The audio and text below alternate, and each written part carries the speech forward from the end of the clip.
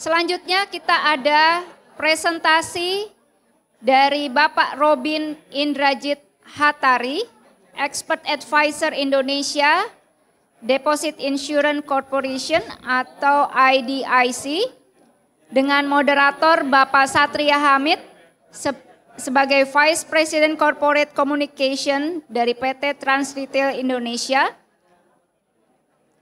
Kami persilahkan Pak Satria dan Pak Robin.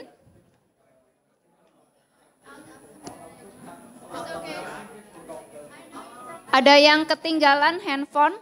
Bapak Ibu ada yang ketinggalan handphone? Enggak ada? Oh, duduk sini ya. Oke.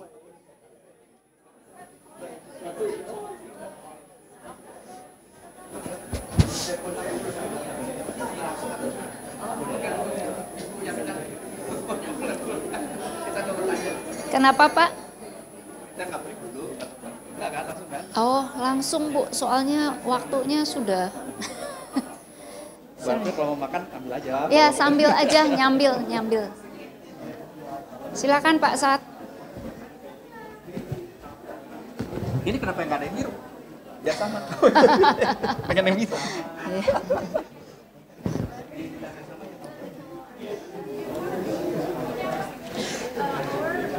Ini ada yang ketinggalan.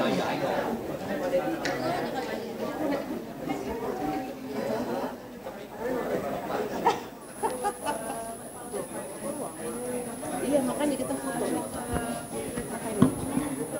Coba lagi kita di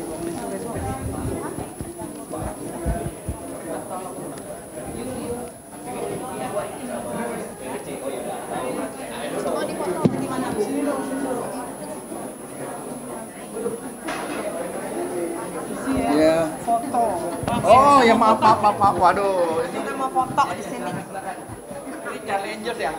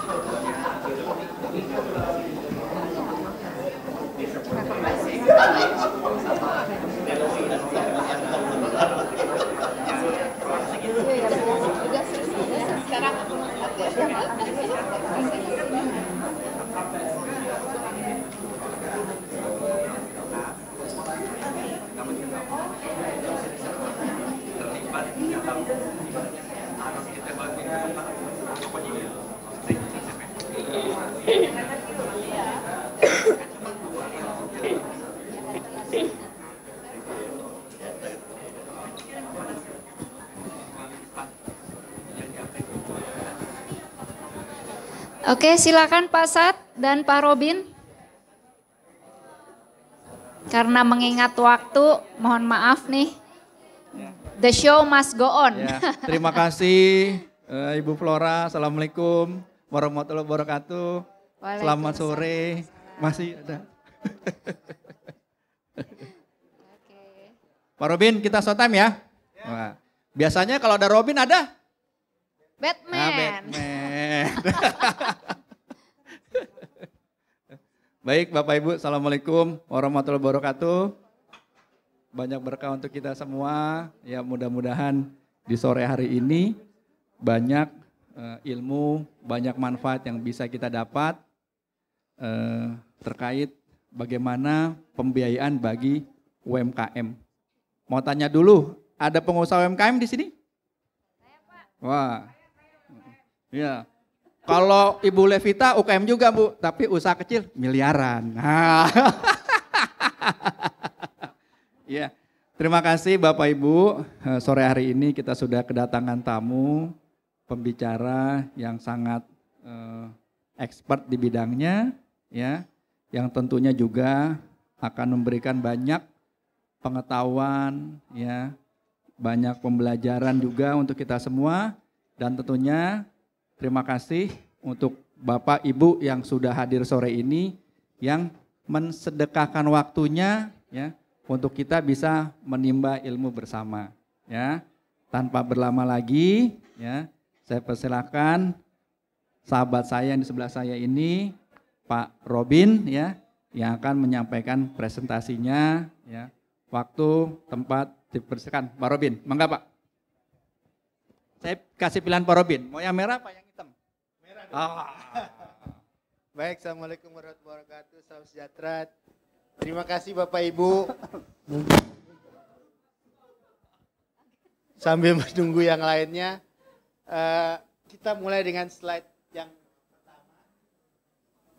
Jadi mungkin pada kesempatan hari ini saya ingin menjelaskan mengenai UMKM dan beberapa opsi pendanaannya. Seperti kita ketahui, pasca COVID kan sangat berat terhadap UMKM khususnya pendanaan ya. Karena bagaimanapun dampak COVID sendiri, pandemi terhadap UMKM cukup besar. Dan juga pada saat ini banyak tantangan-tantangan UMKM khususnya dalam pendanaan pasca pandemi sendiri. Jadi di slide pertama kalau bisa dilihat, saya berusaha menjelaskan kenapa sih UMKM itu harus didukung. Ya. Nah ini suatu data yang sangat menarik sendiri untuk diketahui karena kalau dibandingkan dengan negara ASEAN yang lain, UMKM di Indonesia itu terbesar. Ya, di mana pangsa pekerja cukup besar, persentase daripada PDB itu besar juga dibandingkan negara-negara yang lain. Akan tetapi dari sisi pangsa ekspornya masih rendah. Kalau kita lihat. Jadi kalau kita lihat jumlah UMKM yang terdaftar, yaitu hampir 65,5 juta di posisi tahun 2022. Nah ini nilai yang sangat signifikan, ya, yang memperkirakan kurang lebih 114,7 juta orang di Indonesia. Jadi dampak dari UMKM sendiri terhadap ekonomi sangat besar. Next. Nah kalau kita lihat yang menarik dalam 2 dekade terakhir, UMKM di Indonesia tumbuh dari hampir 40 juta naik ke 65 juta pasca COVID. Ya. Mengapa grafik ini tunjukkan? Jadi dalam 2 dekade lebih banyak orang Indonesia mau berwira swasta. UMKM dengan sendirinya kan jadi pedagang, pemilik toko sendiri. Nah, kalau kita lihat memang sih pertumbuhan pesat dan juga bisa dikategorikan banyak hal. Jadi kalau tadi menyebutkan Bapak UKM usaha keuntungan miliaran sebenarnya sampai posisinya 50 miliar. Jadi definisi UKM di Indonesia bervariasi sampai 50 M. Ya, dari mikro, pedagang bakso sampai yang punya penghasilan omset 3 miliar sebulan, 4 miliar sebulan kurang lebih seperti itu. Nah, semakin tinggi nilai omsetnya, semakin juga berat tantangannya khususnya di pendanaan. Nah, pada kesempatan ini nanti saya bisa menjelaskan opsi-opsi apa yang dihadapi yang bisa ditempuh selain dari pendanaan dari perbankan. Next. Nah kalau kita lihat distribusi UMKM sendiri, ya tentunya mayoritas di Pulau Jawa. Ya. Nah yang menarik lagi, komposisinya kalau kita melihat dari si gender equality, itu hampir 50-50.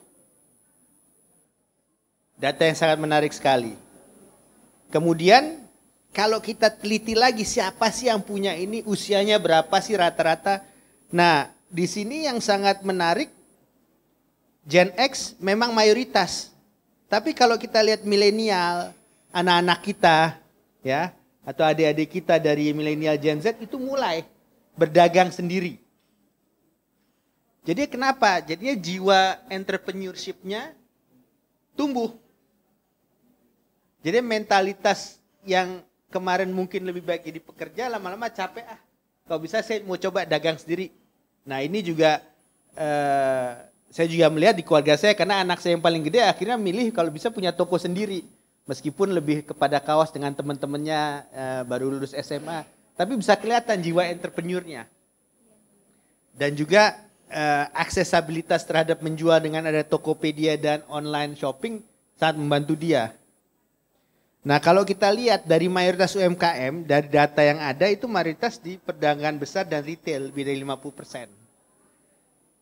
Nah ini juga menunjukkan bahwa kembali retailer ya sangat berkepentingan, jadinya bukan hanya size besar seperti Matahari dan lainnya, tapi beberapa yang ada di Tokopedia dan online shopping mulai tumbuh dengan sendirinya. Next. Nah, di sini data yang sangat menarik sekali karena kita ngelihat nih. Dari 2020 zaman Covid sampai 2023 berapa sih NPL? NPL ini tingkat kemacetan ya. Dari UMKM sendiri itu di bawah 5%. Padahal Bapak Ibu kita tahu tingkat suku bunga bank kepada UMKM rata-rata di bawah berapa? Di sini ada nggak yang minjem ke bank? Ada yang dapat 11%, 10,5%, rata-rata tinggi loh. Ya, dengan tingkat jaminan yang biasanya 120-150%. Nah kalau kita lihat dari sisi NPL-nya rendah, jadi dengan tingkat suku bunga yang tinggi, ya bisa terlihat bahwa UMKM ini memberikan kontribusi yang baik terhadap perbankan.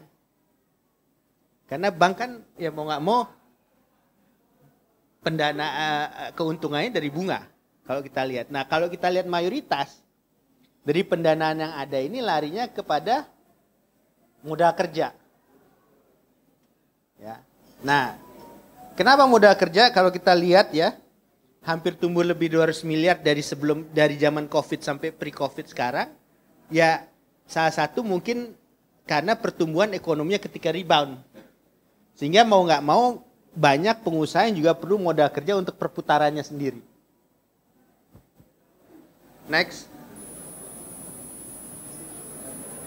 Nah, di sesi selanjutnya saya juga menjelaskan antara UMKM di masa pandemi dan versus di pasca pandemi.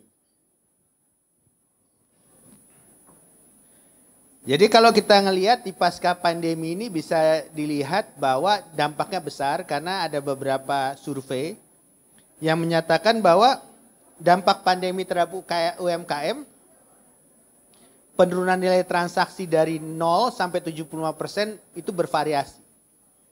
Dan paling banyak rata-rata penurunan tingkat transaksi itu di angka 25%.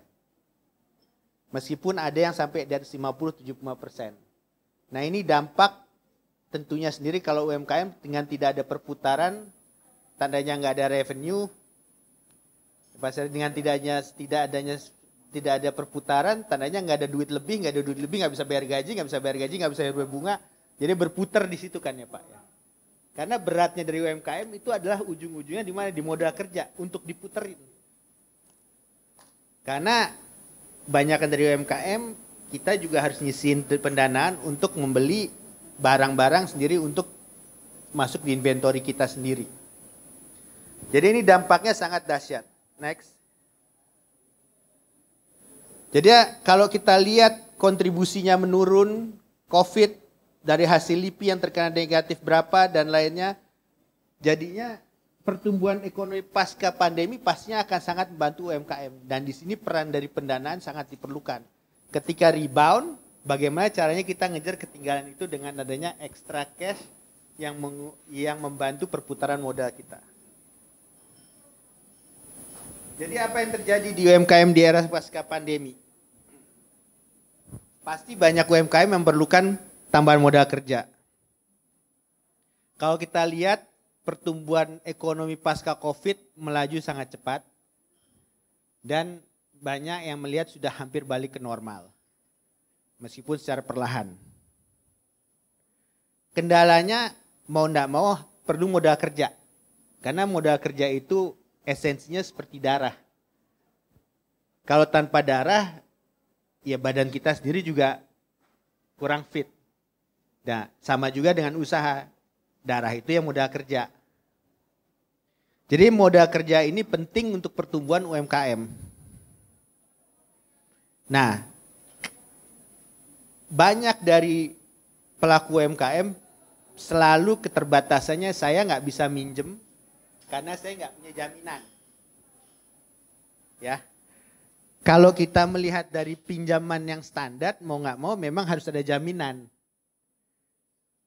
Kalau pinjaman lewat tradisional lewat bank, karena bagaimanapun Bapak Ibu kalau dibilang saya punya konsep usaha yang bagus, saya punya market yang bagus, tapi saya nggak punya jaminan kok saya nggak bisa dapat pinjaman. Nah, kalau ke bank, unfortunately dari kacamata perbankan selalu melihat ke rasio jaminan. Nah, bagaimana menghindari alternatif lain selain daripada alternatif pinjaman melalui bank? Jadi kendala pihak UMKM yang memerlukan pendanaan, tentunya terbatasnya informasi mengenai pendanaan dengan tingkat bunga yang fair. Kita tahu pada saat kepepet, kalau pelaku UMKM ada duit berapapun, bunga 2-3% kalau bisa kita ambil tanpa jaminan ya. Mungkin ada yang sering nawarin seperti itu, tapi itu fakta realitas yang terjadi. Dan banyak beberapa kawan-kawan saya atau kerabat saya memang mengambil, meskipun tingkat bunganya tinggi. Sudah nganggap sebagai rentenir, tapi kalau nggak diambil ya kasihan, nggak ada perputaran. Jadinya lama-lama UMKM kerjanya hanya untuk nutupin bunga. Nah ini fakta ya, realitasnya. Nah kemudian terbatasnya juga UMKM khusus dalam pemasaran. Nah ini di slide selanjutnya nanti saya mau menjelaskan kenapa pemasaran menjadi salah satu kriteria penting untuk suksesnya UMKM selain pendanaan. Karena dari kacamata pendanaan ya, tentu jaminan itu penting. Tapi yang lebih penting lagi adalah dongengannya, storytellingnya mengenai UMKM tersebut. Nanti saya coba jelaskan. Kemudian ya terbatas aset kepemilikan UMKM atau pemilik. Ini khusus untuk jaminan. Next. Nah ini yang saya lihat, yang saya berusaha jelasin ke Bapak Ibu. Tantangan utamanya apa sih bisnis UMKM? Pernah dilakukan survei ya. Salah satunya adalah pemasaran. Dan ini yang paling penting. Baru keduanya adalah akses ke modal atau pinjaman. Nah, memang banyak kita melihat UMKM di Indonesia ada yang first generation, ada yang second generation. Tapi kontinuitas daripada pemasaran itu penting. Ya. Karena dari sisi pemasaran inilah salah satu yang menjadi kunci penting dari pemasaran adalah branding. Karena tentunya dengan branding UMKM-nya lebih dikenal. Simple. Kalau UMKM-nya lebih dikenal, branding lebih dikenal, dengan sendirinya dari pihak pendana lebih yakin masa depan daripada usaha tersebut. Jadinya dari sisi bank juga akan melihat tidak selalu kepada jaminan, tapi dia justru berusaha menjustifikasi masa depan dari UMKM tersebut. UMKM tersebut masa depannya dari apa? Intinya dari ya pemasaran. Kalau pemasaran apa? Kembali adalah branding. Branding itu penting untuk mereka. Nah, kalau kita lihat akses permodalan, tentunya mayoritas daripada pendanaan kepada UMKM masih ke bank. Ya. Nah, seperti tadi dijelaskan rasio terhadap NPL juga paling rendah, jadinya mau nggak mau banyak dari bank yang memang sekarang lagi gencar-gencarnya ke UMKM karena bagaimanapun UMKM mendukung pertumbuhan bank dengan sendirinya. Itu suatu fakta yang tidak bisa dielakkan. Next. Nah, selanjutnya ini mengenai pendanaan UMKM. Kalau kita melihat, ini ada slide business cycle ya Bapak Ibu ya. Kalau kita berusaha menjelaskan seseorang, ya, apa sih yang terjadi di suatu business cycle UMKM? Yaitu kita lihat periode, ada periode yang invest, kemudian ada periode harvest, ada periode divest. Ya invest baru mau nggak mau nih ketika baru mulai, seperti bayi merangkak.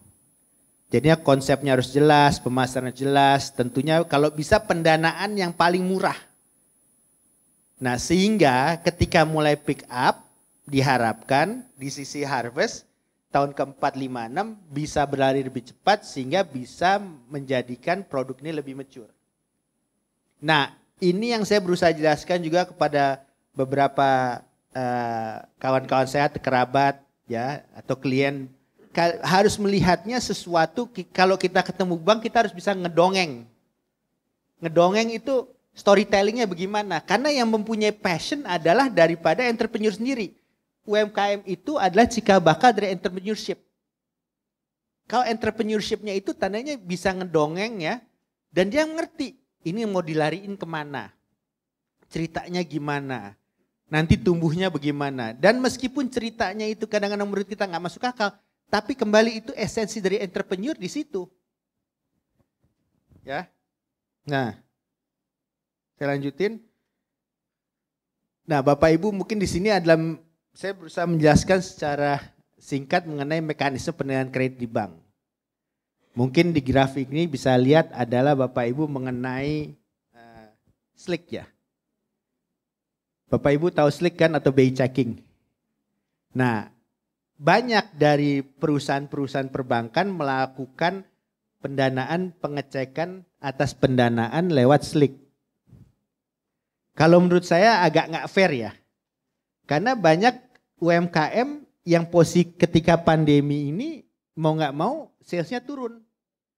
Ketika salesnya turun, nggak bisa bayar cicilan. Ketika nggak bisa bayar cicilan, ya sliknya jelek. Lah kalau sliknya jelek, Pak Robin selanjutnya mau dapat pinjaman dari mana? Nah, jadi di sesi ini saya menjelaskan cara berpikirnya suatu lembaga keuangan adalah unfortunately ya seperti kacamata kuda. Mau ke fintech, mau ke bank, atau multi finance, larinya ke SLIC. Jadi SLIC ini bisa melihat data dari Bapak Ibu 5 tahun ke belakang. Sekarang hanya 6 bulan ke belakang. Dulunya bisa kelihatan telat berapa hari dan lain-lain. Jadinya ini sangat dahsyat. Nah, permasalahan dari SLIC kadang-kadang mereka nggak mau ngerti. Nggak bisa bayar karena misalnya customer telat bayar 5 hari, 3 hari. Atau tiba-tiba kena COVID, bisa nggak dibayar misalnya sebulan, 2 bulan. Tapi kacamata mereka kan ada jaminan, kalau bisa saya ambil jaminannya. Nah ini yang menurut saya yang perlu diedukasi dan jelaskan bahwa ketika ada suatu masa di SLIC itu lebih baik ditanyakan kepada pemilik usahanya. Dan umumnya Bapak Ibu yang mengendalikan UMKM memang memerlukan pendanaan. Dan pendanaan menjadi suatu hal yang penting. Nah kemudian juga ada yang namanya internal. Biasanya ini bank, mereka ada data pembelian, data transaksi, data nasabah, sejarah kredit. Ya kalau ini udah dimasukin, kalau kemarin habis keluar dari COVID, saya yakin mayoritas dari SLIC-nya pasti nggak baik. Ya, kadang-kadang udah call 3, call 4, call 5. Tapi bukan berarti call 3, call 4, call 5 bisnisnya nggak bisa nambah. Karena resiliensi dari UMKM itulah yang membentuk seseorang menjadi entrepreneurship. Setuju kan Bapak Ibu ya? Kalau nggak bisa nge-bounce back, tandanya ya jiwanya tidak menjadi entrepreneur. Nah, oleh karena itu kembali lagi. Seperti tadi slide selanjutnya sebelumnya, cara Bapak Ibu mendongenginnya. Menceritakan, oh dulu karena COVID begini, akhirnya saya berubah. Segmentasi dulu jualannya mungkin punya toko, tapi tokonya kita kurangin outletnya sehingga jualannya lebih ke online. Adjustment terhadap progres ini yang terjadi dan perkembangan teknologi juga harus diadapt. Nah, unfortunately cara menjelaskan ini kalau Bapak Ibu jelasin ke Aobang agak susah. Jadi biasanya lebih baik ngomongnya kepada atasannya mereka. Jadinya memang untuk mendapatkan tambahan modal kerja untuk UMKM itu jauh lebih berat daripada korporasi. Karena Bapak jualinnya nggak bisa ke 1 bank. Harus ke 7 bank. 7 bank nggak dapat, cari 5 fintech. 5 fintech nggak dapat, cari metode lain. Karena bagaimanapun ini menjadi suatu critical concern. Jadi kalau kita lihat pendanaan UMKM dari mana aja sih? Ya kalau kita punya usaha sendiri pasti ujung-ujungnya minta ke keluarga atau tabungan sendiri. Bahasa kerennya tuh bootstrapping. Mantap makan tabungan sendiri biasanya kan. Nah setelah itu kemana? Ya kita minjem bank. Kalau minjem bank, selain minjem bank apa? Ya dibantu keluarga. Selain dibantu keluarga, minjem ke kerabat atau ke teman. Tentunya bunganya lebih tinggi, tapi nggak pakai jaminan. Ya. Baru ke pinjaman ke non lembaga keuangan. Ujung-ujungnya akhir-akhirnya ya amit-amit ya memang ada beberapa UMKM yang alirannya ke rentenir. Hanya buat hidup. Dan ini memang fakta realitanya mengenai pendanaan. Nah sekarang bagaimana opsi-opsi pendanaan selain bank? Karena kacamata bank memang seperti tadi Bapak Ibu. Jadi untuk mengajukan pendanaan apa yang harus Bapak Ibu perhatikan? Ya mau nggak mau ya pahami limit keuangan dan jenis pendanaan. Ini penting. Ya. Jadi kalau minjem tandanya ya hutang, bentuk hutang harus dikembalikan. Ya. Bukan berarti hutang itu sesuatu yang jelek ya. Bagaimana kita mendapatkan hutang ini berputar untuk meningkatkan modal. Meningkat modal tanda meningkatkan perputaran. Dengan adanya perputaran lebih tinggi diharapkan profitnya lebih tinggi. Jadi kembali lagi, bagaimanapun juga harus memahami aspek daripada konsep pengelolaan sendiri daripada UMKM sendiri yang mau nggak mau bapak-bapak dan ibu yang mempunyai UMKM pasti ada jiwa entrepreneurnya. Dan saya juga bisa memahami kalau ada yang gangho. Ya kita coba aja deh. Siapa tahu untung, siapa tahu enggak. Tapi that's the essential of being entrepreneur. You are more as a risk taker daripada seorang karyawan. Ya. Tapi kalau bisa sih pinjamannya nggak melebihi 50% dari total aset. Atau cicilan tidak lebih dari 30% pendapatan. Jadi kalau pendapatan 10 juta, nyicil 3 juta, tandanya bisa minjem maksimum misalnya 30 juta. Nah itu juga kita harus estimasi sendiri kira-kira berapa. Nah memang banyak godaan kita minjem banyak sehingga kita bisa lari lebih cepat. Tapi dengan minjem lebih banyak, kompleksitas lebih tinggi, ya, dan kemungkinan gagal juga lebih tinggi. Karena umumnya biasa timnya juga tidak bisa mengikuti tempo yang sudah kapasitasnya kalau hanya bisa 10 juta, tiba-tiba dinaikin 100 juta hanya dalam 2 bulan kan itu juga tidak segampang itu ya. Ya kedua, pahami siapa sih yang memberikan dana. Nah ini banyak data-data Bapak Ibu ditanya misalnya lewat telepon. Bapak Ibu mau nggak minjem KTA, kasih datanya lewat telepon. Itu saya ingetin bahaya ya. Karena Bapak Ibu ngasih data pribadi. Ini kan banyak sekarang yang cold call, telepon, ada KTA Bapak Ibu lewat telepon aja kita dari Citibank, DBS atau ya gimana kita bisa tahu mereka dari sana. Jadi umumnya saya selalu bilang ini email saya, email resmi kalian mana, kirim aja ke email resmi. Karena umumnya sekarang banyak perbankan yang melakukan telemarketing, mereka bilang dari perbankan untuk menjajakan produk-produk pinjaman. Nah ini sangat bahaya ya, ini input kita sharing karena itu data pribadi Bapak Ibu. Kalau sudah menjelaskan lewat telepon ya agak susah. Dan kemudian pelajari syarat yang diberikan, ini penting juga. Karena bagaimanapun kalau syarat diberikan ada jaminan kita harus ketahui kapan jaminan diambil alih dan lain-lainnya. Nah kalau kita lihat jenis pendanaan mungkin variatifnya saya jelasin dari modal sendiri, ya pinjaman lembaga keuangan formal, itu bank, fintech, ada koperasi, ada BUMN Tamil, ada pendanaan pemerintah, ada startup, ada crowdfunding. Nah ini beberapa variatif selain bank ya. Ini memang crowdfunding sesuatu hal yang baru ya.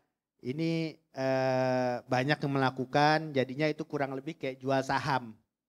Nah ini maksimum 10 miliar ya. Kalau startup, angel investor, venture capital mungkin ini untuk yang beberapa perusahaan yang bentuknya startup yang teknologi base.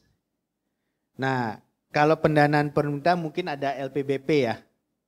Yaitu ada yang dari Menteri Koperasi, Kemenkop, tapi itu lebih ke arah bentuknya ke koperasi. Jadi kalau kita lihat siklus kembali business cycle, ini gimana? Jadi kalau yang tahap pertama umumnya mau nggak mau ya kita coba dana yang paling murah. Ya sendiri, tabungan, minjem dari keluarga, minjem dari teman, kalau bisa mahal sedikit boleh tapi nggak pakai jaminan. Ya kan? Tahap kedua kemana? Mulai kita berani minjem ke bank karena udah ada perputaran, udah ada siklus. Nah kenapa biasanya tahap bank itu nomor 2? Karena salah satu kriteria bank yang penting selain adanya jaminan adalah mutasi rekening. Jadi Bapak Ibu penting. Kalau bisa mau minjem, mutasi rekeningnya masuk ke PT. Karena mutasi rekening masuk ke PT itu lebih kelihatan transaksionalnya lebih aktif. Kadang-kadang kan ada kita bikin usaha sendiri, kalau bisa dibayarnya rekening pribadi. Tapi yang terjadi kalau masuk ke rekening pribadi malah tidak terlihat adanya suatu transaksional yang aktif di rekening. Jadi selalu saya ingatkan kepada kawan-kawan, gimana sih cara minjem di bank? Jaminannya nggak gede. Oke, kedua apa? Mutasi rekening diperbaikin. Tandanya apa? Kalau bisa 3-6 bulan terakhir diperbaikin. Dengan mutasi rekening lebih tinggi, terjadi apa? Insya Allah pendanaannya bisa lebih disetujuin. Karena ujung-ujungnya untuk membuktikan perdagangan itu muter ya dari mutasi rekening. Ya.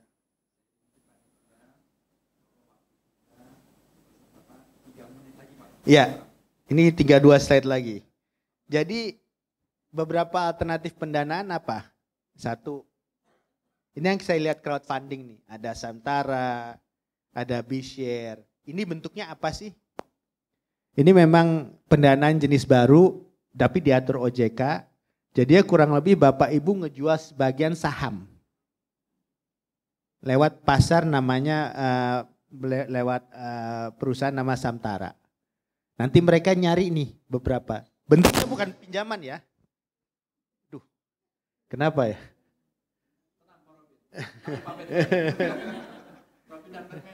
Jadi kalau saya lihat ini Samtara sama B-Share contohnya salah satu nih, crowdfunding. Bunganya nggak besar tapi nggak minjem. Tapi terjadi apa? Bapak Ibu ada pemegang saham lain di perusahaan.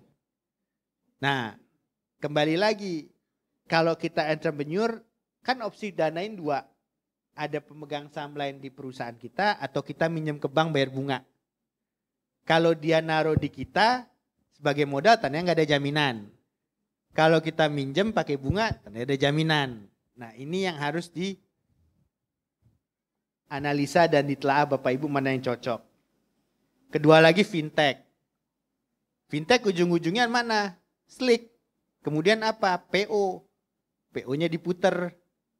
Ya, PO financing atau air financing. Dan ini perputaran gimana dan lain-lainnya. Mereka bilang kadang 3 hari dana turun. Enggak, kenyataannya 1,5 bulan dana baru turun 45 hari. Bunganya pun juga enggak gitu. Bunganya pun juga cukup gede. Rata-rata average 1,5 sampai 2% ya. Mereka per bulan. Nah, koperasi. Koperasi juga sama, tapi umumnya koperasi nilainya lebih kecil. Jadi untuk penutup, yang saya bisa simpulkan apa? UMKM bagaimanapun berperan besar pertumbuhan ekonomi Indonesia. Karena merupakan penopang pilar. Akan tetapi dampak COVID mempengaruhi UMKM. Pada saat ini UMKM memang yang paling susah untuk mendapatkan pendanaan. Meskipun nilai UMKM-nya 600 seperti tadi adalah 645 juta UMKM ada di Indonesia. Yang nilainya sangat fantastis tapi memerlukan pendanaan. Mungkin demikian Bapak, kalau ada pertanyaan Bapak Ibu silahkan. Oke, Ya, mungkin satu ya Pak, pertanyaannya hanya satu ya. Bu Flora udah nulis 2 jadi 2 ya. Pak Batman bilang 2. Oke Bu Flora? Oke, mantap. Baik Bapak Ibu, tepuk tangan buat Pak Robin. Ya, alhamdulillah kita sudah menyelesaikan sesi yang pertama, Pak Robin tadi bilang, beliau membuka pertanyaan, 2 pertanyaan Bapak Ibu semua, ya silakan dimanfaatkan. Ya, silakan ada yang mau bertanya Bapak Ibu. Banyak yang beliau tadi berikan kepada kita ilmu, ya, nasihat juga. Gitu. Jadi kalau ada yang mau bertanya silakan. Ada Bapak Ibu? Atau saya mesti panggil nama? Karena saya kenal orang-orang yang di depan saya ini. Ada? Dapat hadiah. Ya Bu Flo dapat hadiah kan? Tuh dapat hadiah. Tuh tenang dapat hadiah. Benar. Ini bukti bukan janji. Kita bukan lagi kampanye.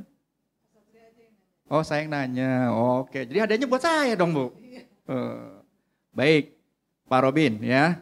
Tadi Bapak bilang untuk mendapatkan pinjaman buat UMKM tidak mudah. Ya. Bapak bilang sampai mutasi kredit lah dan sebagainya. Terus saya kaitkan dengan UMKM itu harus memiliki marketing yang kuat atau marketnya juga untuk berusaha. Nah, pertanyaan saya adalah, Pak, ketika UMKM ini berusaha, ya, tolong dong nih pengusaha UMKM juga dikasih kisi-kisi, ya, tools gitu. Kalau mereka mau meminjam, membangun usaha, nah katakan apa yang mesti mereka perkuat dulu Pak. Dari si marketingnya itu mesti ngapain. Jangan sampai merasa sudah bisa ekspansi, tapi ternyata ujungnya juga ekspansi itu kurang maksimal atau tidak membuahkan hasil. Gitu Pak. Terima kasih. Baik. Mungkin salah satu pertama ya, kalau marketing itu becoming pemasaran faktor penting.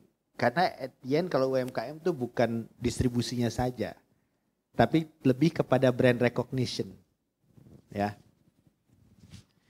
Kebetulan adik saya punya perusahaan ayam goreng dibuat ketika zaman Covid. Ya. Memang hobinya masak, tapi suka masak aja.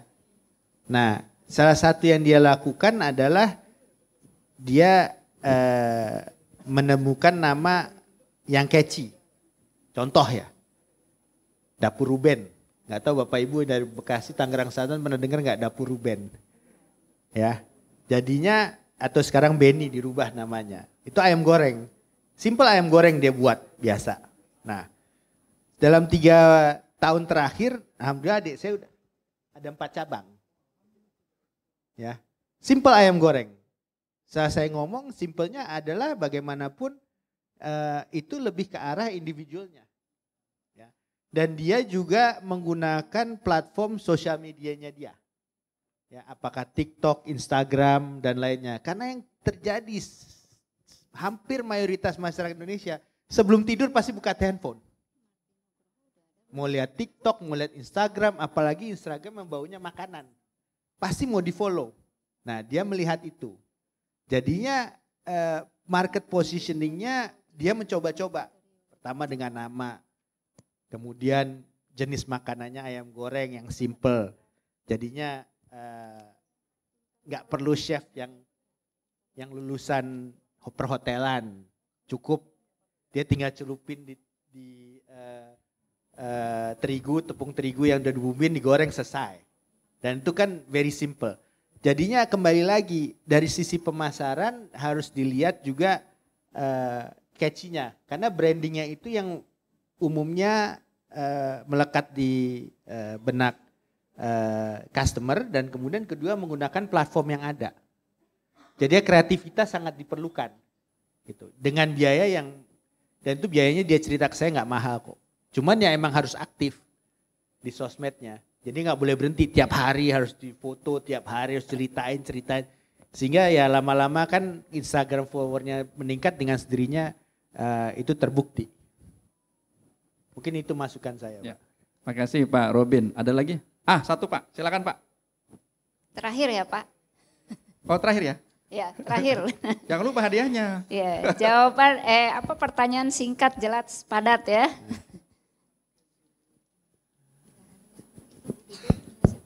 Ya, terima kasih. Makasih Pak. Izin Pak, saya Ari dari BFC, NGO yang bergerak di bidang kehutanan dan sustainable packaging.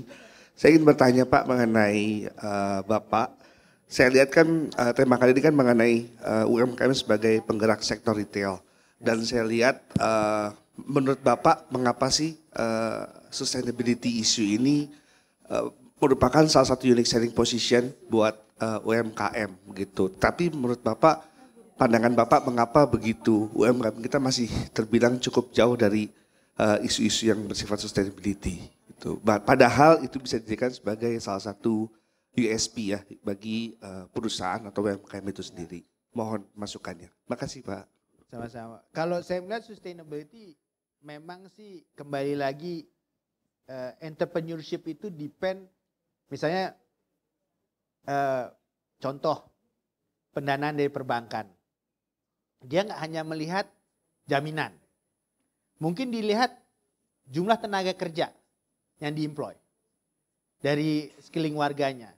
Kalau dia sebuah UMKM bisa employ 10-15 orang ya Pak ya. Seharusnya mereka mendapatkan rating kredit yang lebih baik. Ini contoh ya. Kemudian karena di kacamatanya UMKM dia nambah orang, nambah ongkos, nambah beban, dan dia takut nggak bisa ngebayar orangnya. Itu kan fakta ya Pak ya.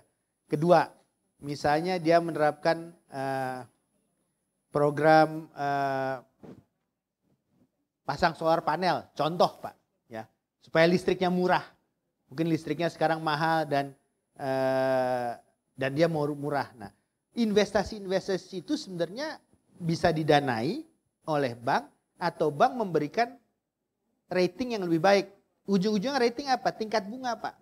Jadi kalau kita lihat sekarang UMKM, Bapak Ibu minjem ke bank, pasti bunganya rata-rata lebih tinggi daripada korporasi yang minjem. Jadi insentifnya dibelikan yang ke perusahaan lebih besar dan lebih stabil. Kalau bank lihat, oh kamu harus seperti mereka, ya nggak mungkin. Karena di yang satu sisi employ 1.000 orang, di sini 5 orang pun mereka mikir nih gajiannya yang 5 orang akhir bulan dari mana Pak. Nah itu seharusnya mindset ini juga dirubah ke mekanisme pendanaan.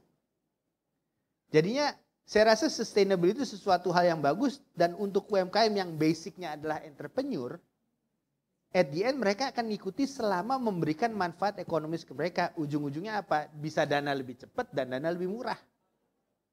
Kalau menurut saya Pak ya.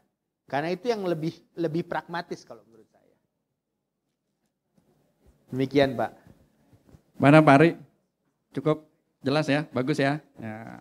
Bu Flo. Oke, mantap. Kita berikan aplaus yang aplaus. Tapi kita kalau Hipindo bukan janji dong. Oh, kan iya mau kasih dong. hadiah. Iya, ini sudah disiapkan, Pak. Tanya Pak Ari suka warna apa Pak Ari?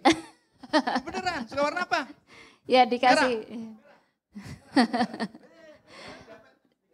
Dikasih hadiah sama tim. Oke, terima kasih Pak Ari. Terima kasih Pak Robin, Pak Satria. Kasih aplaus dulu untuk Pak Robin sebagai panelis.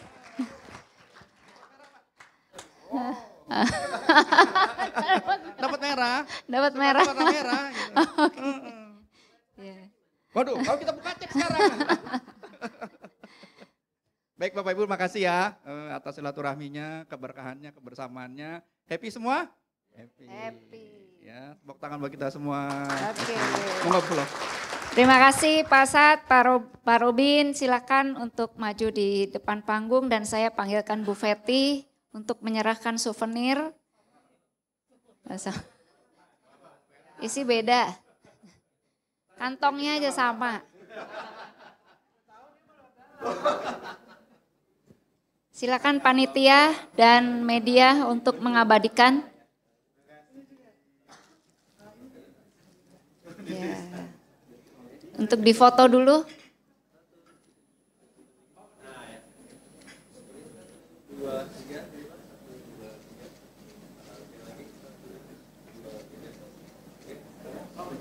Satu lagi jempol. Nah.